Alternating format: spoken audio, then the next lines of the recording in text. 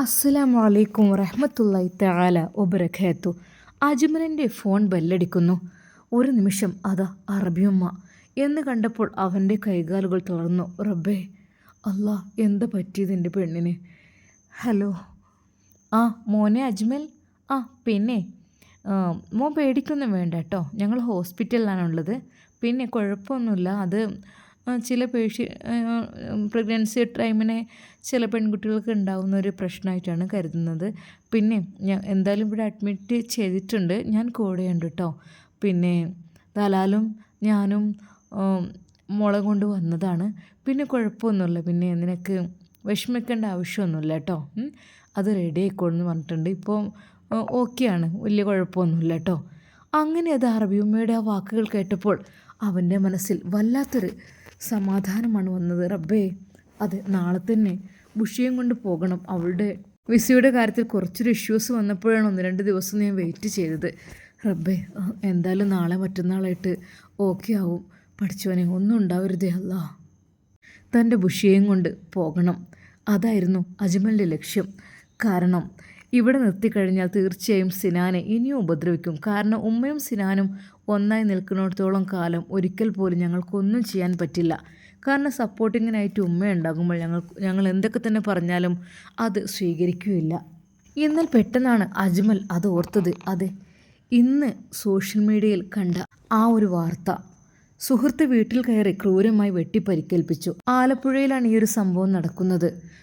അതെ, 30 വയസ്സുള്ള സ്ത്രീയാണ് ആക്രമണത്തിൽ ഗുരുതരമായി പരിക്കേറ്റ് തിരുവനന്തപുരം മെഡിക്കൽ കോളേജ് ആശുപത്രിയിൽ ചികിത്സയിൽ കഴിയുന്നത്. കഴിഞ്ഞ രാത്രി 10 മണിയോടുകൂടിയാണ് ആക്രമണം നടന്നത്. വീട്ടുമുറ്റത്ത് ഫോൺ സംസാരിച്ചു നിൽക്കുകയായിരുന്ന ഷബാനയെ തേടിയത് അത് കൂട്ടുകാരനായിരുന്നു അത്രേ.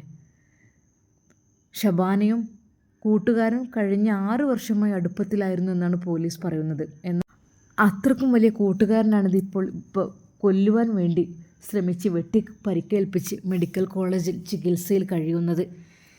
ശരിക്കും ആ വാർത്തയെല്ലാം കേൾക്കുമ്പോൾ അജ്മലിന് ഓർമ്മ വരുന്നത് ഉമ്മയെയാണ്. പഠിച്ചോനെ, എൻ്റെ ഉമ്മ എന്ത് കെണിയിലാണ് ഈ പെട്ടുപോയി കണ്ടത്. ഈ സിനാൻ്റെ കെണിയിലാണ് പെട്ടത്. വല്ലാത്തൊരു അവസ്ഥ തന്നെ. ഉമ്മയെക്കുറിച്ച് ആലോചിക്കുമ്പോൾ അജ്മലിന് ഭയം തോന്നുകയാണ്. പക്ഷേ ഉമ്മയോട് ഉപദേശിക്കാൻ പറ്റൂല. എന്നെയാണ് ഉമ്മ ശത്രുവായി കാണുന്നത്, സിനാനെ മിത്രമായിട്ടും. അതുകൊണ്ട് ഒരു ഉപദേശത്തിലൂടെ ഒരിക്കലും ഉമ്മയെ ഇതിൽ നിന്ന് പിന്തിരിപ്പിക്കാൻ കഴിയില്ല. പഠിച്ചോനെ, നിന്റെ കാവല് മാത്രമേ ഉള്ളൂല്ല. അജ്മൽ ഹൃദയം പൊട്ടി ദുആ ചെയ്യുന്നു. എന്നാൽ ഈ സമയം അതാ സിനാൻ ഡോക്ടറുടെ ഹോസ്പിറ്റലിലെ ആ വെയിറ്റിംഗ് റൂം എപ്പോഴും പേഷ്യൻറ്റുകളെ കൊണ്ട് നിറഞ്ഞു തുളുമ്പി നിൽക്കാറുള്ളതാണ്. എന്നാൽ ഇന്നത്തെ അന്തരീക്ഷം വളരെ വ്യത്യസ്തമായിരുന്നു. പതിവില്ലാതെ ഒരു നിശബ്ദതക്കൊപ്പം പരസ്പരം അടക്കം പറച്ചിലുകളും അവിടെ നിറഞ്ഞു നിന്നിരുന്നു. സാധാരണയായി ഡോക്ടർ സിനാനെ കാണാൻ ആളുകൾ മണിക്കൂറുകളോളം കാത്തിരിക്കാറുണ്ട്. അദ്ദേഹത്തിൻ്റെ സൗമ്യമായ പെരുമാറ്റവും ചികിത്സയും രോഗികളെ അതൊക്കെയാണ് അങ്ങോട്ട് അടുപ്പിച്ചിരുന്നത്. പിന്നെ അവരോടുള്ള കിന്നാരം പറച്ചിലും എല്ലാം. എന്നാൽ ഈ കാത്തിരിപ്പിന് ഒരു ആരാധനയായിരുന്നില്ല, പകരം ഒരു വെറുപ്പും പുച്ഛവുമായിരുന്നു. കാരണം പലരും അറിയാതെയാണ് ഡോക്ടർ സിനാനെ കാണുവാൻ വേണ്ടി എത്തിയിരിക്കുന്നത്. പക്ഷെ പിന്നീടാണ് അറിഞ്ഞത് സാറ് ഇവിടെ ഇല്ല എന്നുള്ളത്. കൺസൾട്ടറി റൂമിന് പുറത്തിരിക്കുന്ന രോഗികളിൽ ഒരാളായ ഒരു സ്ത്രീ കാര്യങ്ങൾ പറയുന്നു. കണ്ടോ, ഞാൻ അന്ന് തന്നെ പറഞ്ഞില്ലേ, പുറമേ കാണുന്ന ഈ നാട്യങ്ങളൊക്കെ വെറും കാപഢ്യമാണെന്ന്. സ്വന്തം ഒപ്പമുള്ള ഡോക്ടറുടെ, അതായത് ആ പാവം മനുഷ്യൻ്റെ കുടുംബം തകർക്കാൻ നോക്കിയ ഇവനൊക്കെയാണല്ലോ നമ്മളിങ്ങനെ ഇത്രയും ബഹുമാനിച്ച് കൊണ്ടിടുന്നേണ്ടത്. മക്കളെ, ചില്ലറക്കാരനൊന്നല്ല കേട്ടോ ആ ഡോക്ടർ. നമുക്കെല്ലാവർക്കും സിനാൻ ഡോക്ടർ എന്ന വലിയ ജീവനായിരുന്നു. ഇപ്പോഴല്ലേ കാര്യങ്ങളൊക്കെ അറിയുന്നത്. എന്നാൽ പലർക്കും അത് വിശ്വസിക്കാൻ കഴിഞ്ഞില്ല. കാര്യം മറ്റൊന്നുമല്ല, സിനാൻ ഡോക്ടർ എന്ന് പറഞ്ഞാൽ അവരുടെ കണ്ണിൻ്റെ കൃഷ്ണമണിയാണ്. അത്രക്കും നല്ല രീതിയിലാണ് ചില പേഷ്യൻറ്റുകൾ സിനാൻ ഡോക്ടറെ കാണുന്നത്. എന്നാൽ ഡോക്ടർ സിനാനില്ല എന്നറിഞ്ഞപ്പോൾ പല പേഷ്യൻസും ഇറങ്ങിപ്പോകുന്നുണ്ട് അവിടെ നിന്ന്. എന്നാൽ ചിലർ അടക്കം പറയുന്നു, ഡോക്ടർ എന്തൊക്കെ പറഞ്ഞു കേട്ടിരുന്നു, സത്യമാണോ കളവാണോ എന്നൊന്നും പറയാൻ പറ്റില്ല. എന്നാലൊരു ഡോക്ടർക്ക് ഇപ്പം എങ്ങനെ അത്രമാത്രം തരം താഴ്ന്നാൻ പറ്റുമോ? എനിക്ക് തോന്നുന്നില്ല. സിനാൻ ഡോക്ടറെക്കുറിച്ച് പല അഭിപ്രായങ്ങളും അവിടെയെല്ലാം അതാ പറയുന്നുണ്ട്. കാര്യം മറ്റൊന്നുമല്ല, നല്ലൊരു ഡോക്ടർ, പുറമേ നല്ല എല്ലാവരോടും ചിരിച്ച് കളിച്ച് നല്ല മാന്യമായി പെരുമാറുന്ന ഡോക്ടർ. പെട്ടെന്നൊരു ദിവസം ഇങ്ങനെയൊക്കെ കേൾക്കുമ്പോൾ ആർക്കാരും ഒന്ന് അത്ഭുതം തോന്നൂലേ? അതുകൊണ്ട് തന്നെയാണ് ഇന്നലത്തെ വീഡിയോയിൽ എല്ലാവരും ഫോൺ ചെയ്ത് അത്ഭുതങ്ങൾ പറയുന്നത്. കാരണം ചിലർക്ക് ഡോക്ടർ സിനാൻ എന്ന് പറഞ്ഞാൽ ജീവൻ്റെ ജീവനാണ്. മൂപ്പരെ കണ്ടാൽ തന്നെ അസുഖം മാറും എന്നുള്ള ചിന്താഗതിയാണ്. പക്ഷേ സ്വന്തം വീട്ടിൽ പോലും അദ്ദേഹം നല്ല രീതിയിലല്ല ജീവിക്കുന്നത്. തൻ്റെ ഭാര്യയോടൊക്കെ വേണ്ടാത്ത രീതിയിൽ പെരുമാറിക്കൊണ്ടാണ്. എന്നാൽ പുറമേയുള്ള സ്ത്രീകളോട് അല്ലെങ്കിൽ കുട്ടികളോടൊക്കെ നല്ല പെരുമാറ്റവും കാര്യങ്ങളും, മൂപ്പർക്ക് സ്വന്തമാക്കണമെന്ന് ആഗ്രഹിക്കുന്നവരോട് നല്ല രീതിയിലുള്ള സ്വഭാവമാണ് അദ്ദേഹം എപ്പോഴും കാണിക്കുന്നത്. എന്നാൽ പാവം ഭാര്യ ഇതൊന്നും അറിയുന്നില്ല. എന്നാൽ സിനാൻ ഡോക്ടറെ കുറിച്ച് പങ്കുവെച്ചത് പലർക്കും ഇഷ്ടമായില്ല. നമ്മുടെ ഇന്നത്തെ സ്റ്റോറിയിൽ എല്ലാവരും പറഞ്ഞു ഏഷണിയും പരദൂഷണവും പറയുകയാണോ കഥയിൽ എന്നൊക്കെ. പക്ഷെ അങ്ങനെയല്ലല്ലോ. നമ്മൾ ഒരു ഡോക്ടറുടെ മോശം സ്വഭാവം അത് എല്ലാവർക്കും അറിയാൻ വേണ്ടിയിട്ടൊരു എന്തൊരു സൂചന കൊടുക്കുന്നത് നല്ലതല്ലേ? ഇനിയും അദ്ദേഹത്തിൻ്റെ അടുത്തേക്ക് പോകരുത്, അദ്ദേഹം നമ്മളെയൊക്കെ ചതിക്കപ്പെടുന്നു എന്ന് പിന്നീട് മനസ്സിലാക്കിയപ്പോൾ ആ ഒരു ഷോക്ക് കണ്ടാണ് എല്ലാവരും അടുത്ത ബന്ധുക്കൾക്കും കൂട്ടുകാർക്കൊക്കെ വിളിച്ച് പറയുന്നത്. ഇനിയൊരിക്കലും സിനാൻ്റെ ചതിയിൽ പെടരുത് എന്നതുകൊണ്ട് മാത്രം. എന്നാൽ ഈ സമയം നമ്മുടെ റയാനും ഷിഫയും നമ്മുടെ അൻഷിഫിനെ നല്ല രീതിയിൽ ട്രീറ്റ് ചെയ്യുന്നുണ്ട്. വളരെയധികം നല്ല രീതിയിൽ ടെസ്റ്റും കാര്യങ്ങളും എല്ലാം നടത്തി. എന്നാൽ ഡോക്ടർ സിനാൻ കൊടുത്ത മെഡിസിൻ അദ്ദേഹത്തിൻ്റെ രക്തത്തിൽ അലിഞ്ഞു ചേർന്നിരുന്നു. അതെല്ലാം ക്ലിയർ ചെയ്ത് രക്തമെല്ലാം ഒന്ന് ശരിക്കും ഡയാലിസിസ് ചെയ്തതിന് ശേഷം മാത്രമേ ഇനി പുതിയൊരു ജീവിതത്തിലേക്ക് അല്ലെങ്കിൽ പഴയ അവസ്ഥയിലേക്ക് എത്തിച്ചേരാൻ പറ്റുകയുള്ളൂ. അതിന് എന്തൊക്കെ തന്നെയായാലും കുറച്ച് ദിവസം പിടിക്കും എന്നുള്ള കാര്യം ഷുവർ തന്നെയാണ്. എന്നാൽ തൻ്റെ പ്രിയപ്പെട്ട ബുഷി തനിക്ക് തൻ്റെ ഭർത്താവിനെ തന്നെ കാണണം, അദ്ദേഹത്തിൻ്റെ കൂടെ ഇനിയും ജീവിക്കണമെന്നതായിരുന്നു താല്പര്യം. പക്ഷേ എന്ത് ചെയ്യാൻ, അദ്ദേഹത്തിന് ഒന്നും ഓർമ്മയില്ലാത്ത അവസ്ഥയിലാണ്. അതുകൊണ്ട് തന്നെ റയാനും ഷിഫയും പറഞ്ഞത് അങ്ങനെയായിരുന്നു, ബുഷിയെ മാറ്റി നിർത്തുക. എന്തൊക്കെ തന്നെയാലും കുറച്ച് കഴിഞ്ഞാൽ പഴയ ജീവിതത്തിലേക്ക് അവൻ തിരിച്ചു വരുമ്പോൾ അവരെ നമുക്ക് വീണ്ടും ഒരുമിപ്പിക്കാം. ഈ ഒരു ജീവനില്ലാത്ത അവസ്ഥയിൽ കിടക്കുന്ന ഇദ്ദേഹത്തിൻ്റെ അടുത്ത ബുഷ് നിന്നിട്ട് ഒരു കാര്യമില്ല. കാരണം നമുക്ക് കൂടുതൽ ഡിപ്രഷൻ വരാൻ ചാൻസ് ഉണ്ട്. കാര്യം മറ്റൊന്നുമല്ല, അതായത് ഇവൾ എന്തെങ്കിലും ചോദിക്കുകയും പറയുകയും ചെയ്യുമ്പോൾ അദ്ദേഹത്തിന് ഒന്നും മിണ്ടാൻ പറ്റാത്ത സിറ്റുവേഷൻ ആയിരിക്കും. അതുകൊണ്ട് തന്നെ ആ രാത്രി അജ്മലിൻ്റെ മനസ്സിൽ എന്തെന്നില്ലാത്തൊരു പ്രയാസമായിരുന്നു. കാര്യം എല്ലാം കൂടി തൻ്റെ ജീവിതം എന്താ റബ്ബേ ഇങ്ങനെ എല്ലാ ഭാഗത്തും നോക്കുമ്പോൾ പ്രശ്നങ്ങളാണ്. ഉമ്മയുടെ ഭാഗം ചിന്തിക്കുകയാണെങ്കിൽ ഉമ്മക്ക് അങ്ങനെ സിനാനോട് അടുപ്പം, എന്നാൽ ബുഷിയുടെ കാര്യം ആലോചിക്കുമ്പോൾ അങ്ങനെ. അൻഷിഫ ആണെങ്കിൽ അങ്ങനെയുള്ള അവസ്ഥയിൽ. എൻ്റെ ഭാര്യ ഹംദയുടെ അവസ്ഥ ഹോസ്പിറ്റലിലും. പഠിച്ചവനെ പരീക്ഷിക്കല്ല അല്ലാ. 4 ഭാഗത്ത് നോക്കുമ്പോഴും ഒരുപാട് പ്രശ്നങ്ങളാണ് എനിക്ക് എൻ്റെ കുടുംബത്തിൽ വന്നുകൊണ്ടിരിക്കുന്നത്. എന്താണ് റബ്ബേ എനിക്കിങ്ങനെയൊക്കെ? റബ്ബേ ഒന്നും സംഭവിക്കരുതേ അല്ലാ, എല്ലാം ഞാൻ നിൻ്റെ കൈകളിൽ ഏൽപ്പിക്കുന്നു. എന്നാൽ ആ രാത്രി അജ്മലിന് ഉറക്കമേ വരുന്നുണ്ടായിരുന്നില്ല. എല്ലാം ആലോചിക്കുമ്പോൾ നെഞ്ച് പിളരുന്ന വേദനയാണ് അനുഭവപ്പെടുന്നത്. ഉമ്മയാണ് എന്നെ തള്ളിപ്പറഞ്ഞത്, അതാണ് വലിയ സങ്കടം. സ്വന്തം മോനായ എന്നെ തള്ളിപ്പറഞ്ഞ് അതെ മോളെ കെട്ടുമെന്ന് പറഞ്ഞ ആ ഡോക്ടറെ സ്വന്തം മകനേക്കാൾ ഉയർന്ന സ്ഥാനത്തിൽ ഉമ്മ അവനെ കാണുന്നു. എൻ്റെ ബാഗൊക്കെ വലിച്ചെറിഞ്ഞ് എന്നോട് ഇറങ്ങിപ്പോകാൻ ആവശ്യപ്പെട്ടു. ഉമ്മ ഇത്രമാത്രം അതമ്പതിച്ച് പോകുമെന്ന് ഞാൻ ഒരിക്കലും വിചാരിച്ചില്ല. അജ്മലിൻ്റെ മനസ്സിൽ വല്ലാത്ത ടെൻഷനായിരുന്നു എല്ലാം ഓർത്തിട്ട്. എന്നാൽ ഈ സമയം അജ്മലിൻ്റെ ഉമ്മ വിചാരിക്കുകയാണ് നാളെ സിനാൻ്റെ അടുത്തൊന്ന് പോയി വരണം, അതാണ് വേണ്ടത്. എന്താ സ്ഥിതി എന്നാവും പാവം. എന്നാൽ അജ്മൽ ഇങ്ങനെയൊക്കെ ചെയ്യാൻ പാടുണ്ടായിരുന്നോ? അവൻ എന്തൊരു കടുങ്കൈയാണോ അവൻ ചെയ്തത്? ഇങ്ങനെയൊക്കെ ചെയ്യാൻ പാടുണ്ടോ? എന്തായാലും വേണ്ടിയില്ല. എന്നാൽ അജ്മലിൻ്റെ ഉമ്മ പിറ്റേ ദിവസം തന്നെ സിനാൻ്റെ വീട്ടിലേക്ക് പോകുവാനുള്ള തയ്യാറെടുപ്പ് നടത്തുന്നു.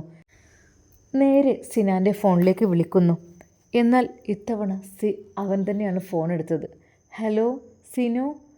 ആ ഇത്ത ഇവിടെ. ആ മോനെ സിനു, എനിക്ക് സത്യം പറഞ്ഞാൽ വല്ലാത്ത ഇടങ്ങാറിട്ടോ നിനക്ക് അങ്ങനെയൊക്കെ പറ്റിയതിൻ്റെ ശേഷേ. ഞാൻ ഇന്നലെ വിളിച്ചപ്പോൾ നീ എന്താ മിണ്ടാണ്ടിരുന്നത്? ഇന്നലെ വിളിച്ചെന്നോ?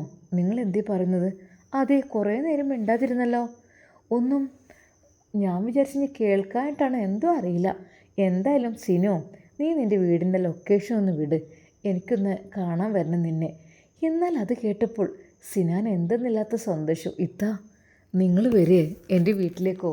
ഓ അതിനെന്താ മോനെ, സത്യം പറഞ്ഞാൽ എനിക്കിപ്പോൾ ഒരു ദിവസം പോലും നിന്നെ കാണാതിരിക്കാൻ കഴിയില്ലടാ. കഴിയുന്നില്ല. എനിക്ക് നീ എൻ്റെ ആരൊക്കെയോ ആയ പോലെ. ഞാൻ എന്തായാലും നിൻ്റെ സുഖവിവരം അറിയാൻ വേണ്ടി വീട്ടിലേക്ക് വരാം. അല്ലെങ്കിൽ മോശമല്ലേ? ഏയ് അതൊന്നും വേണ്ട, ലൊക്കേഷനൊക്കെ ഞാൻ വിട്ടുതരാം. പക്ഷെ വരുമൊന്നും വേണ്ട. ഞാൻ അസുഖമൊക്കെ മാറിയിട്ട് ഞാൻ എൻ്റെ ആരോഗ്യമൊക്കെ റെഡി ആയതിൻ്റെ ശേഷം തിരിച്ചു വരും. ഓക്കെ? എന്നാൽ അതാ അജ്മലിൻ്റെ ഉമ്മ അതിനൊന്നും വകവെച്ചില്ല. എന്തായാലും സിനാൻ്റെ അടുത്തേക്കൊന്ന് പോകണം. അവൻ എന്തായാലും പരിക്ക് പറ്റി കിടക്കല്ലേ, പോയേ തീരൂ. പിറ്റേന്ന് രാവിലെ തന്നെ നല്ല രീതിയിൽ കുളിച്ച് ഫ്രഷായി നല്ല അടിപൊളി ചുരിദാറെല്ലാം ഇട്ടിട്ട് അതാ നമ്മുടെ അജ്മലിൻ്റെ ഉമ്മ സിനാനിൻ്റെ വീട്ടിലേക്ക് പോവുകയാണ്. പെട്ടെന്നാണ് അവൻ ആ കാഴ്ച കാണുന്നത്. അതെ, ഹഫ്സൽ. അജ്മൽ ഏൽപ്പിച്ചതായിരുന്നു ഹഫ്സലിനെ. എടാ ഒരു കണ്ണ് വേണം കേട്ടോ എൻ്റെ വീട്ടിലേക്ക് എന്ന് പറഞ്ഞ്. എന്നാൽ ഇത്രക്കും സുന്ദരിയായി പോകുന്നത് കണ്ടിട്ടേ ഇല്ല. ഓ, ഇതിപ്പോൾ നല്ല ഓറഞ്ച് നിറത്തിലുള്ള കുത്തുന്ന കളർ ചുരിദാറും നല്ല മോഡലായിട്ട്. ഓ, എന്താ ഇത്! ശരിക്കും പറഞ്ഞാൽ ഇത് അജ്മലിൻ്റെ ഉമ്മയാണെന്ന് കണ്ടിട്ട് തോന്നുന്നേ ഇല്ല. അത്രക്കും നല്ല രീതിയിൽ സെറ്റപ്പിലാണല്ലോ പോകുന്നത്. ഒരു നിമിഷം അഫ്സൽ അത് നോക്കി. ഓ, കുഴപ്പമില്ല, ഏതായാലും മറ്റേ ഡോക്ടർ ഇങ്ങോട്ട് വരുന്നത് നോക്കിയാൽ മതി എന്നാണ് എന്നോട് പറഞ്ഞത്. അവരെവിടെ പോലും നോ പ്രോബ്ലം. അങ്ങനെ അത് അവർ നേരെ പോകുന്നു. എന്നാൽ അല്പസമയം കഴിഞ്ഞപ്പോൾ ഒരു ഓട്ടോ അവിടുന്ന് വരുന്നതും കണ്ടു. അവർ ആ ഓട്ടോയിൽ പോകുന്നതും കണ്ടു. അവരെന്തെങ്കിലും പർച്ചേസിങ്ങിനോ എന്തെങ്കിലും പോകുമായിരിക്കും, നോ പ്രോബ്ലം. എന്നാലും ആ താത്താനെ കണ്ടപ്പോൾ മകൾ അത്രയും പ്രായം തോന്നാത്തത് പോലെയാണ്. അങ്ങനത്തെ സെറ്റപ്പായിട്ടുണ്ട്. അങ്ങനെ അത് അവർ നേരെ ഡോക്ടറുടെ വീട് ലക്ഷ്യമാക്കി പോവുകയാണ്. ഏകദേശം കുറച്ച് അധികം ദൂരം യാത്രയുണ്ട്. എങ്കിലും ഓട്ടോ വിളിച്ചിട്ടാണ് പോയത്. അങ്ങനെ ലൊക്കേഷൻ അനുസരിച്ച് ആ ഒരു വീടിൻ്റെ മുറ്റത്ത് എത്തി ഓട്ടോക്കാരനോട് പോകുവാനും പറഞ്ഞു. എന്നാൽ ഇറങ്ങുന്നതിന് മുമ്പായിട്ട് അവർ കുറച്ച് ഫ്രൂട്ട്സ് കടയിൽ കയറി ഫ്രൂട്ട്സും അതുപോലെ തന്നെ എന്തൊക്കെയോ ഐറ്റംസ് ഫുഡ് കാര്യങ്ങളൊക്കെ വാങ്ങിയിരുന്നു. സന്തോഷത്തോടു കൂടി സിനാൻ ഡോക്ടർ കാണാൻ വന്നതല്ലേ എന്ന് കരുതിയിട്ട് അങ്ങനെ അതാ ആ വീടിൻ്റെ അടുത്തെത്തി കോളിംഗ് ബെൽ അമർത്തി. ആരടി, പോയി നോക്ക്, സിനാൻ പറഞ്ഞു. ഭാര്യ അതാ വാതിലിനടുത്തേക്ക് ചെന്നു. അവൾ ആ ജനലിലൂടെ നോക്കിയപ്പോൾ അതെ, ഒരു സ്ത്രീയാണല്ലോ. സ്ത്രീയോ? ഏത് സ്ത്രീ? ഒരു ചുരിദാറൊക്കെ ധരിച്ചിട്ട്. തുറന്നു കൊടുക്ക്. തുറന്നപ്പോൾ ചിരിച്ചുകൊണ്ട് മോളെ എന്ന് പറഞ്ഞ് കൈകൾ നിറയെ സാധനങ്ങളും കവറുമായി അവളുടെ അരികിൽ കൊടുക്കുന്നു. എവിടെ സീനു, എവിടെ? ശരിക്കും അവൾക്ക് ആ ശബ്ദം കേട്ടപ്പോൾ ഏറെക്കുറെ കാര്യങ്ങൾ പിടികിട്ടി. അവൾ മൗനം പാലിച്ചു. എവിടെ സീന, എവിടെയാണ് എന്ന് പറഞ്ഞു. അങ്ങനെ അത് സിനാൻ കിടക്കുന്ന ആ കട്ടിലിന് കാണിച്ചു കൊടുത്തവൾ. മോനെ സീനോ എന്ന് പറഞ്ഞ് നേരെ അതാ അവൻ്റെ ആ ബെഡിൻ്റെ തൊട്ടടുത്തായിട്ട് തന്നെ ആ ഉമ്മ ഇരിക്കുകയും ചെയ്തു. എങ്ങനെയുണ്ട് മോനെ? ഓ, സത്യം പറഞ്ഞാൽ എനിക്കൊരു ഇടങ്ങാറിട്ടോ. എന്നാലും ഞാനായിട്ട് ഇനിയിപ്പോൾ പ്രശ്നത്തിൽ നിൽക്കണ്ട വിചാരിച്ചിട്ടാണ് എൻ്റെ മോനെ ഏറെല്ലാം ഇറക്കി വിട്ടതാണ്. പക്ഷേ നിന്നെ അങ്ങനെ ഇറക്കി വിട്ടാൽ എനിക്കിങ്ങനെ സഹിക്കോ? സത്യം എനിക്ക് നല്ല സങ്കടം ഉണ്ടായിരുന്നു. അല്ലാ, ചുണ്ടൊക്കെ പൊട്ടിക്കണല്ലേ, വീക്കൊക്കെ ഉണ്ടായിരുന്നില്ലേ മോനെന്നാ ഒന്ന് ഹോസ്പിറ്റലിൽ കാണിച്ചു വിടായിരുന്നു. ഞാൻ ഈ കോലത്തിൽ ഹോസ്പിറ്റലിൽ കാണിച്ചാൽ എന്ത് പറ്റിയെന്ന് ചോദിച്ചാൽ എന്താ ഞാൻ പറയാം? തൽക്കാലം കുറച്ച് ദിവസം ഇവിടെ ഉള്ളിൽ കഴിയട്ടെ എന്ന് ഞാൻ വിചാരിക്കുന്നത്. ഇത് പാകപ്പാടെ അല്ലെങ്കിൽ ആളുകൾ അറിഞ്ഞ് ഫ്ലാഷാകും. മോനെ സാരല്ലേ, എന്താ ചെയ്യുക, എൻ്റെ മോൻ്റെ അടുത്തുനിന്ന് വന്ന ബുദ്ധിമോശമല്ലേ. അല്ലെങ്കിൽ നമ്മൾ കാണാൻ പാടില്ലാത്ത സാഹചര്യത്തിൽ അങ്ങനെ കണ്ടപ്പോൾ എനിക്ക് ദേഷ്യം പിടിച്ചിട്ടുണ്ടാവേ. പറഞ്ഞിട്ട് കാര്യമില്ല. പിന്നെ ഇത്താ, ഞാൻ ഒരു കാര്യം പറയാം. എനിക്ക് അവനെൻ്റെ കയ്യിൽ കിട്ടിയിരുന്നെങ്കിൽ ഞാൻ അവനെ കഷ്ണമാക്കി മാറ്റിയിരുന്നു. അതെ, ഓനെ മാത്രമല്ല ഓളയും രണ്ടും ഒരു കണക്കന്നെ. ഞാൻ രണ്ടെണ്ണത്തിന് പെറ്റില്ലെന്ന് ഇപ്പം ഞാൻ ആലോചിക്കുന്നത്. പെറ്റ തള്ളനോട് തിരിയൊരു ബഹുമാനവും ഇതുമില്ലാത്തൊരു സാധനങ്ങൾ. പറഞ്ഞിട്ട് കാര്യമില്ല. എന്നാൽ അപ്പോഴേക്കും അത് അവൻ വിളിച്ചു പറഞ്ഞു, ഡീ ചായ ഉണ്ടാക്ക്. അല്ലാ മോനെ, ചായ ഉണ്ടാക്കാനൊന്നും വന്നതല്ല, എൻ്റെ ആ ഇടങ്ങാറ് കണ്ടപ്പോൾ വന്നാണ്. ഞാൻ വരാൻ പൂതി ഉണ്ടായിട്ടൊന്നല്ല. എടി പെണ്ണെ, എനിക്ക് ചായ ഒന്നും വേണ്ട, ഞാൻ പോവാണ്. സിനാനെന്ന് വെച്ചാൽ നമുക്ക് വേണ്ടപ്പെട്ട ആൾ തന്നെയാണ്. അതായത് ഓനെന്ന് വെച്ചാൽ എനിക്ക് എന്താ അറിയില്ല, നമ്മളെ ജീവിതത്തേക്ക് കടന്നു വന്നത് ഓനൊരു സന്തോഷമായിട്ടാണ്. അപ്പോൾ ഓനക്ക് ഇങ്ങനെ ഒരു അപകടവും കാര്യങ്ങളൊക്കെ പറ്റിയപ്പോൾ എനിക്ക് പിന്നെ ഓനെ കാണാൻ വരാൻ ഞാൻ പറ്റൂല. കാരണം അത്ര നമ്മൾ തമ്മിൽ ബന്ധമാണ്. അതായത് ഒന്നുമല്ല, എല്ലാം കൊണ്ട് നല്ല ഹെൽപ്പും കാര്യങ്ങളൊക്കെ ചെയ്യുന്ന ആളാകുമ്പോഴേ ഇങ്ങനെയൊക്കെ ആക്സിഡൻ്റൊക്കെ പറ്റിയെന്നൊക്കെ പറയുമ്പോൾ നമുക്കും ഒരു ഇടങ്ങാറുണ്ടാവില്ലേ. അതുകൊണ്ട് വന്നാണ് മോളെ, ചായയും വെള്ളമൊന്നും വേണ്ട എന്ന് പറഞ്ഞ് അത് അവർ ഗ്യാസ് ഓഫ് വേണ്ടി നിൽക്കുന്നു. എന്നാൽ അപ്പോഴേക്കും സിനാൻ എഴുന്നേറ്റ്, എന്താ ഇത്ത നിങ്ങൾ അങ്ങനെ അങ്ങ് പോയാലോ? എടി നോക്ക്, ഈ ഇത്തേന്ന് എനിക്ക് മനസ്സിലായോ? അവൾ ഒന്നും മിണ്ടിയില്ല. ഈ ഇത്തയെന്ന് വെച്ചാൽ നമുക്ക് വേണ്ടപ്പെട്ട ഇത്താണ്, നമുക്ക് എല്ലാ കാര്യത്തിനും ഹെൽപ്പിനും സഹായത്തിനൊക്കെ ഉള്ളൊരു ഇത്തയാണ്. പിന്നെ പ്രത്യേകിച്ച് നമ്മളോട് നല്ല സ്നേഹമാണ്. എന്നാൽ ഭാര്യയ്ക്കത് കേട്ടപ്പോൾ വല്ലാതൊന്നും പ്രതികരിച്ചില്ല. അവർ വെറുതെ ഒന്ന് പുഞ്ചിരിച്ചു എന്നല്ലാതെ. കാരണം തലേ ദിവസം ഫോണിൽ സംസാരിച്ച കാര്യങ്ങളൊക്കെ അറിഞ്ഞതായിരുന്നു. തൻ്റെ ഭർത്താവ് ആ താത്തയുടെ അരികിലേക്ക് പോയിട്ടുണ്ട്. പിന്നെ മകൻ്റെ കയ്യിൽ നിന്ന് തല്ല് കിട്ടിയിട്ടുണ്ട് തൻ്റെ ഭർത്താവിന്. അങ്ങനെയാണ് എൻ്റെ ഭർത്താവ് ഈ രൂപത്തിലായത് എന്നൊക്കെ അവൾ ഏകദേശം ഊഹിച്ച് എടുത്തിരുന്നു. എങ്കിലും അവൾ പടച്ച റബ്ബിനെ വിചാരിച്ച് ക്ഷമിച്ച് നിൽക്കുകയാണ് ചെയ്യുന്നത്. കാരണം ഒന്നിനും മടിക്കാത്തതാണ് തൻ്റെ ഭർത്താവ്. പൊയ്ക്കോ എന്ന് പറഞ്ഞാൽ ഈ വീട്ടിൽ നിന്ന് ആ നിമിഷം ഇറങ്ങേണ്ടി വരും. അതുകൊണ്ട് തന്നെ തൻ്റെ കുഞ്ഞിനെ വിചാരിച്ചിട്ടാണ് എല്ലാം ജീവിച്ച് ഇവിടെ ഇങ്ങനെ പോകുന്നത്. എന്നാൽ വീണ്ടും അതാ സിനാൻ്റെ അരികിലേക്ക് താത്ത പോകുന്നു. എന്നാലേ മോനെ, ഞാൻ പോയാലോ? നിങ്ങൾ പോവുകയാണ്, കുറച്ച് സമയം സംസാരിച്ചിരിക്കേ. നിങ്ങളിപ്പോൾ സംസാരിച്ചിരിക്കുമ്പോൾ ആ സംസാരത്തിന് വല്ലാത്തൊരു മൊഞ്ചാണ്. തുടങ്ങി ഓനെ തുടങ്ങി. ഈ ജിന്നെ പുകഴ്ത്തി പറഞ്ഞപ്പോൾ കണ്ട് ഞാൻ ചുരിദാറിട്ടാണ് വരുന്നത്, അല്ലെങ്കിൽ ഞാൻ പർദ്ദ പോലെ. ഇപ്പോൾ ചുരിദാറിട്ട് വന്നപ്പോൾ ആരൊക്കെ പറഞ്ഞു നല്ല ഭംഗിയുണ്ടെന്ന് പറഞ്ഞു. ഇത്ത സത്യമായിട്ടും നിങ്ങളെ കാണാൻ എത്ര ഭംഗിയാണ്, പത്തരം മാറ്റ് മൊഞ്ചാണ് നിങ്ങളെ കാണാൻ. നിങ്ങളെ മക്കളായാലൊക്കെ അവിടെ നിൽക്കുള്ളൂ, എന്തൊരു ഭംഗിയാണ്. ഞാൻ കാര്യമായിട്ട് പറയണേ. എടാ ഇന്നെ വല്ലാതെ കളിയാക്കണ്ട കേട്ടോ. കളിയാക്കല്ലിത്ത, സത്യമായിട്ടും ഇപ്പം ഇതുപോലുള്ള പെണ്ണുങ്ങളെ തന്നെയാണ് എല്ലാവർക്കും ആവശ്യം.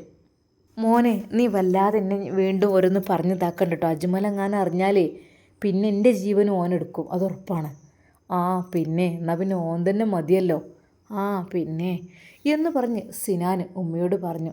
മോനെ, എന്തൊക്കെ തന്നെയാലും ഏതായാലും കണ്ടല്ലോ, ഇനി വേണേൽ ഇടയ്ക്കിടയ്ക്ക് വരാലോ. എന്നാൽ ഞാൻ ഇറങ്ങട്ടെ മോളെ. എടി ഞാൻ ഇറങ്ങട്ടെ. കാരണം എന്താ വെച്ചാൽ സിനുവിന് ഇങ്ങനെയൊക്കെ പറ്റിയെന്നൊക്കെ പറഞ്ഞപ്പോൾ വല്ലാത്തൊരു ഇടങ്ങാറ് തോന്നിയിട്ട് വന്നതാണ്. എന്നാൽ ഒരിക്കൽ പോലും ഭാര്യയോട് പറഞ്ഞില്ല തൻ്റെ മകനാണ് അവനെ ഉപദ്രവിച്ചതെന്നോ അല്ലെങ്കിൽ ആ അടി കിട്ടിയതൊക്കെ എൻ്റെ വീട്ടിലേക്ക് വന്നതിന് ശേഷമാണെന്നൊന്നും പറഞ്ഞില്ല. അവനത് അറിയാത്ത പോലെ തന്നെ അഭിനയിക്കുകയായിരുന്നു. കൂട്ടത്തിൽ താത്തയും. അവർ രണ്ടുപേരും എന്തോ ഒരു ഒത്തുകളിയും ചിരിയും കളിയൊക്കെ ഉണ്ട്. ഭാര്യക്കത് മനസ്സിലായി. അവരെന്തൊക്കെയോ ഉള്ളിൽ മറച്ചു വെക്കുന്നുണ്ട്. പക്ഷേ തലേ ദിവസം മുഴുവൻ ആ താത്തയുടെ വോയിസും കേട്ടത് ഞാനാണ്. അതുകൊണ്ട് ഒരിക്കൽ പോലും മനസ്സിൻ്റെ ഉള്ളിൽ ഉള്ള കാര്യങ്ങൾ അവൾ പുറത്ത് പറഞ്ഞില്ല. അഥവാ അതിന് പുറത്ത് പറഞ്ഞാൽ തന്നെ ഭർത്താവ് വെച്ചേക്കില്ല എന്നതുള്ളത് കൊണ്ട് തന്നെ. പാവം പെണ്ണായിരുന്നു സിനാൻ്റെ ഭാര്യ. എന്നാൽ ആ താത്ത കൂടി വന്നതോടെ അവളുടെ എല്ലാ മനസ്സമാധാനം നഷ്ടപ്പെട്ടു. അല്ലാ റബ്ബേ, അത് പ്രായമുണ്ടെന്നോ ഇല്ലയെന്നോ അങ്ങനെയൊന്നുമില്ല. ഏതെങ്കിലും ആൾക്കാരെ കാണുമ്പോൾ പിന്നെ ചില സ്ത്രീകളുടെ ഒരു സ്വഭാവം തന്നെ അവരുടെ ഒരാളായി മാറുക എന്നുള്ളത്. എന്നാൽ സ്വന്തം ഭാര്യയെയോ മക്കളെയോ ഒന്നും ഭർത്താവിന് ഓർമ്മ ഉണ്ടാവില്ല. പഠിച്ചോനെ, ഇങ്ങനെയുണ്ട്. ശരിക്കും അവൾക്ക് സങ്കടമാണ് വന്നത്. മോനെ സിനോ, എന്ന് ഉമ്മ പോട്ടെട്ടോ. ഞാൻ പോട്ടെ, നീ പിന്നെ വരണ്ട്. അല്ല, എന്നാണ് അസുഖമൊക്കെ മാറ്റി വരിക? പിന്നെ മസാജും കാര്യങ്ങളും എക്സസൈസും ഒക്കെ ചെയ്തിട്ടൊക്കെ റെഡി ആയിട്ട് വരേണ്ടിട്ടോ. ഏതായാലും അജ്മലും ബുഷിയും പോയിക്കണ്, അവർ വരുന്നിടത്ത് വെച്ച് കാണാം. എന്നാൽ അതാ ഒരു നിമിഷം സിനാൻ പറയുന്നു, ബുഷി വരുമ്പോൾ വരട്ടെ, വന്നാൽ എനിക്കുള്ളതാണ് അവൾ കേട്ടോ. പിന്നെ അതിനു മുമ്പായിട്ട് എനിക്ക് നിങ്ങളുടെ കൂടെ സംസാരിക്കാൻ ഇടപഴകാനാണ് ഇഷ്ടം. ബുഷി അവളുടെ കാര്യങ്ങളെ കഴിഞ്ഞ് വരട്ടെ, അപ്പോഴേക്കും അല്ലേ. എന്തൊക്കെ തന്നെയാലും ബുഷി എനിക്കുള്ളത് തന്നെയല്ലേ, പിന്നെ മോനക്കുള്ളത് തന്നെയാണ് എന്ന് പറഞ്ഞുകൊണ്ട് അതാ അജ്മലിൻ്റെ ഉമ്മ ചിരിക്കുന്നു. എന്നാൽ മോനെ ഞാൻ ഇറങ്ങട്ടെ കേട്ടോ. പോവുകയാണോ? അതെ പോട്ടെ, ഇനി മാറിയിട്ട് അങ്ങോട്ട് വാ മോളെ. എന്നാൽ പോട്ടെ കേട്ടോ. ആയിക്കോട്ടെ. ശരിക്കും സത്യം പറഞ്ഞാൽ അവർ വീട്ടിൽ നിന്നിറങ്ങിയപ്പോൾ ആ പെണ്ണിൻ്റെ മനസ്സ് വല്ലാത്തൊരു സന്തോഷം ഉണ്ടാവുകയായിരുന്നു. റബ്ബേ, ഇങ്ങനെയുള്ള പെണ്ണുങ്ങളൊക്കെ ഉണ്ടാവുക, ഒന്നുമില്ലെങ്കിൽ ആ പ്രായത്തിനനുസരിച്ച്. എന്നാൽ ഡോക്ടർ കാണാൻ ഒറ്റയ്ക്ക് വന്നല്ലോ, അതാണ് അത്ഭുതപ്പെടുന്നത്. ഒറ്റയ്ക്ക് ചോദിച്ചറിഞ്ഞ് ഡോക്ടർക്ക് ഗിഫ്റ്റും സാധനങ്ങളൊക്കെ ആയിട്ട് വന്നിക്കുക. അല്ലാ കാത്തു രക്ഷിക്കണേ. അവൾക്ക് അവളുടെ ഭർത്താവിൻ്റെ കാര്യത്തിൽ നല്ല ടെൻഷൻ ഉണ്ടായിരുന്നു.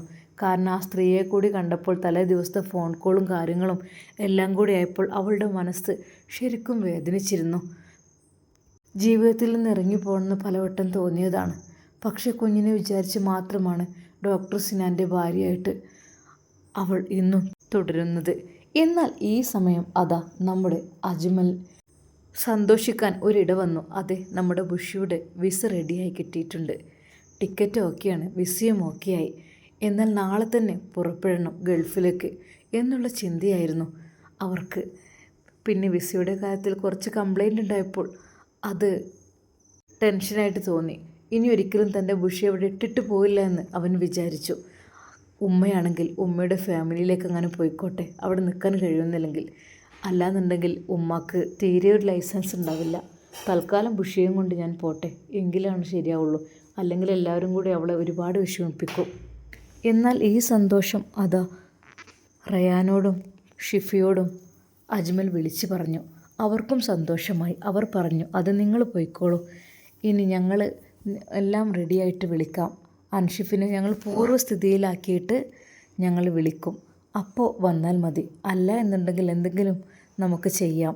ഇപ്പോൾ തൽക്കാലം ബുഷിയും കൊണ്ട് അജ്മൽ പോയിക്കോളൂ. അവൾക്ക് ഡിപ്രഷൻ ആകാതെ നല്ല രീതിയിൽ നോക്കിയാൽ മതി, അവളുടെ ഇഷ്ടത്തിനനുസരിച്ച്. അല്ലാതെ ഈ ഒരു അവസ്ഥയിൽ അൻഷിഫിനെ കണ്ടുകൊണ്ട് ഇരിക്കുമ്പോൾ തീർച്ചയായും അവൾക്ക് നല്ല വിഷമം പ്രയാസം വരും. കാരണം കുറച്ച് ദിവസം പിടിക്കും എന്തായാലും. ചിലപ്പോൾ ഒരു പക്ഷേ മാസങ്ങൾ പിടിക്കും, ഒരു പക്ഷേ വർഷങ്ങളും ആകാൻ ചാൻസ് ഉണ്ട്. എങ്കിലും ഞങ്ങളെക്കൊണ്ട് കഴിയുന്ന രീതിയിൽ ഞങ്ങൾ ട്രീറ്റ്മെൻറ്റ് ചെയ്ത് സുഖപ്പെടുത്തുവാൻ വേണ്ടി ശ്രമിക്കുന്നുണ്ട്. ഒരിക്കൽ പോലും ഇനി ഡോക്ടർ സിനാനെ ഇദ്ദേഹത്തിൻ്റെ അടുത്തേക്ക് അടുപ്പിക്കില്ല എന്നുള്ള കാര്യം ഉറപ്പാണ്. പിന്നെ ഇവന് അൻഷിഫ് ഡോക്ടർക്ക് അവർ കൊടുത്ത മെഡിസിൻസിൻ്റെ കാര്യങ്ങളും എല്ലാ രേഖകളും ഞങ്ങളത് രേഖപ്പെടുത്തുന്നുണ്ട്. എല്ലാം ക്ലിയർ ആയതിന് ശേഷം ഞങ്ങൾ ഇത് സ്റ്റേഷനിലും സമർപ്പിക്കും. കാരണം ഒരിക്കലും ഒരു പേഷ്യൻറ്റിന് കൊടുക്കാൻ പാടില്ലാത്ത മെഡിസിൻസൊക്കെയാണ് ഇവിടെ ഉപയോഗിച്ചിരിക്കുന്നത്. അതുകൊണ്ട് തന്നെ അത് കേസിലൊക്കെ ഉൾപ്പെടുത്തി കൊടുക്കണം. അതാണ് ഞങ്ങൾ ആഗ്രഹിക്കുന്നത്. ഇപ്പോൾ തൽക്കാലം ഇങ്ങനെ പോകട്ടെ. ആദ്യം നമ്മൾക്ക് വേണ്ടത് അൻഷിഫിൻ്റെ ജീവൻ രക്ഷിക്കുക എന്നുള്ളതാണ്. കൂടെ ഉമ്മയുമുണ്ട്. ഉമ്മയുടെ കാര്യം ഞങ്ങൾ നോക്കുന്നുണ്ട്. കാരണം ആ ഉമ്മാക്ക് ആകെ ഒരു മകനല്ലേ ഉള്ളൂ. ഉമ്മാക്ക് മകനെ കാണാലോ. എങ്കിലും ഞങ്ങൾ ഉമ്മയെ ആശ്വസിപ്പിക്കുന്നുണ്ട്. എന്നാൽ ഉമ്മക്കിപ്പോൾ പഴയ പോലെ കരച്ചിലില്ല. തൻ്റെ മകൻ ജീവിതത്തിലേക്ക് തിരിച്ചു വരുമെന്നുള്ള ഒരു പ്രതീക്ഷയുണ്ട്. മാത്രമല്ല തൻ്റെ പൊന്നുമോൻ എപ്പോഴും ആ ഉമ്മാക്ക് കാണുകയും ചെയ്യാം. ശരിക്കും റയാനും ഷിഫിയും നല്ല രീതിയിൽ തന്നെ അദ്ദേഹത്തെ പരിശോധിക്കുന്നുണ്ട്, പരിപാലിക്കുന്നുണ്ട്. ആ ഉമ്മാക്ക് വേണ്ട സഹായങ്ങളും എല്ലാം ചെയ്യുന്നുമുണ്ട്. എന്നാൽ അജ്മലിൻ്റെ മനസ്സിൽ അതെല്ലാം ഓർത്തപ്പോൾ ഒരു സമാധാനം തോന്നി. എന്നാൽ ബുഷിയോട് കാര്യങ്ങളെല്ലാം പറഞ്ഞു. ബുഷി, കാര്യമെല്ലാം സെറ്റായിട്ടുണ്ട് കേട്ടോ, നമുക്കിനി ഇൻഷാ അള്ളാ നാളെ തന്നെ പറക്കാം. അതെ, അറേബ്യയിലേക്ക്. പിന്നെ അൻഷിഫിനെ ഓർത്ത് നീ വിഷമിക്കണ്ട. അൻഷിഫ് എല്ലാ അസുഖവും മാറിയിട്ട് തിരിച്ചു വരും. അതിനുവേണ്ടി നമുക്ക് പ്രാർത്ഥിക്കാം. ഒരു നിമിഷം ബുഷിയുടെ കണ്ണുകൾ നിറഞ്ഞു. അവൾ പറഞ്ഞു, ഇക്ക ഒരിക്കൽ കൂടി എനിക്ക് അൻഷിഫിനെ കാണണം. ആയിക്കോട്ടെ, അതിനെന്താ, കണ്ടിട്ട് ഇൻഷാ അള്ളാ നമുക്ക് പോകാം. അങ്ങനെ അതാ നമ്മുടെ അജ്മൽ ബുഷിയെയും കൂട്ടി റയാൻ്റെയും ഷിഫയുടെയും ആ ഹോസ്പിറ്റലിലേക്ക് പോകുന്നതിന് മുമ്പ് ഒരിക്കൽ കൂടി യാത്ര പറയണം. ഇങ്ങോട്ട് മറുപടിയൊന്നും ഇല്ലെങ്കിലും തൻ്റെ പ്രിയപ്പെട്ട ഭർത്താവിൻ്റെ മുഖത്ത് നോക്കി എന്തെങ്കിലും ഒന്ന് പറയണമെന്ന് അവൾ ആഗ്രഹിച്ചു. ഇൻഷാ അല്ലാ നമുക്കിതിൻ്റെ ബാക്കി ഭാഗം നാളെ കാണാം. അതുവരേക്കും എല്ലാവർക്കും അസ്സലാമു അലൈക്കും വറഹ്മത്തുള്ളാഹി തആല വബറകാതുഹു.